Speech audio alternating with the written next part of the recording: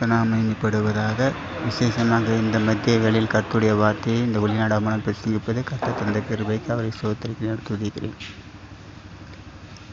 கானான் ஸ்திரீ விக்கிரகத்தை வழிபடும் ஒரு ஸ்திரீயானவள் இயேசுவிடத்தில் வராங்க.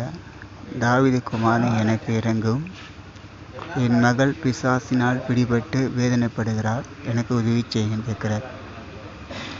அப்போது அவருடைய சீசர்கள், இந்த ஸ்திரீ நம்மளை தொந்தரவு பண்ணி நம்ம பின் தொடர்ந்து வராங்களே, இவளை அனுப்பி விடுவோமா அப்படின்னு ஒரு கேள்வி எழுப்புகிறாங்க சீசர்கள்.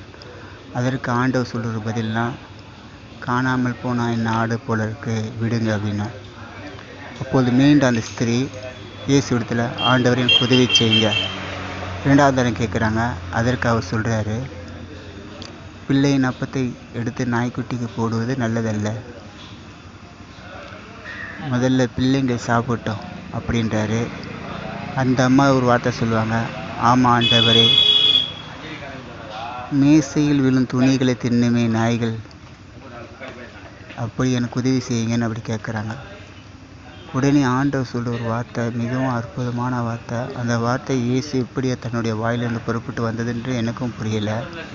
ஸ்ரீயே, உன் விசுவாசம் பெரியது, நீ விரும்பினபடியே உனக்கு ஆக கடவுது, நீ என்ன நினச்சி வந்தியோ அதன்படியே உனக்கு ஆக கடவுதுன்னார். உடனே அந்த அம்மா திரும்பி போய் தன்னுடைய பிள்ளையை போய் பார்க்கும்போது அந்த பிசாசு அந்த பிள்ளையை விட்டு நீங்கி இருக்கும், அற்புத சுகம் கிடைச்சிருக்கும்.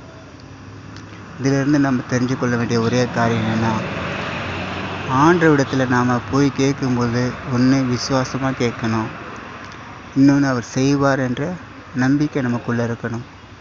இது ரெண்டு நமக்குள்ளே இருக்கும் பொழுது ஆண்டவர் கிரியை செய்ய வல்லமுள்ள தேவனை காணப்படுகிறார்.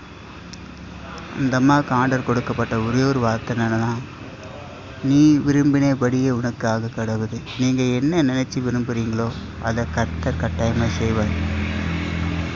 நீங்கள் நன்மையான காரியத்தை கேட்டு விரும்பி கேட்டாலும் ஆண்டவர் செய்வார். அதே தீமையான காரியங்களை கேட்டு விசுவாசித்தாலும் அதையும் செய்வார். எப்படி நான் சொல்கிறேன்னா, இப்போது ஒரு மகளுக்கு தன்னுடைய தகப்பன் தன்னுடைய தாய் மாப்பிள்ளை பார்க்குறாங்க. ஆனால் அந்த மகள் எனக்கு பிடிச்ச மகளை தான் நான் கட்டிக்குவேன், நீங்கள் சொல்கிறது எனக்கு வேண்டாம் அப்படின்னு பிடிவாதமாக இருக்கும். அப்போது அந்த தாயும் தகப்பன் என்ன பண்ணுவாங்கன்னா, நம்ம மகளுடைய சந்தோஷம் முக்கியம் அப்படின்ட்டு அவளுக்கு பிடிச்ச அந்த மகனை திருமணம் பண்ணி வைப்பாங்க. ஆனால் சில நாட்கள் கழிச்சு பின்னே அந்த மகள் தன்னுடைய காரியத்தை குறித்து, எனக்கு இப்படி நடக்குதுமா அப்படி நடக்குதுமான்ட்டு குறைய சொல்லும்பொழுது அப்போ அவங்க அம்மா சொல்லுவது அவங்களுடைய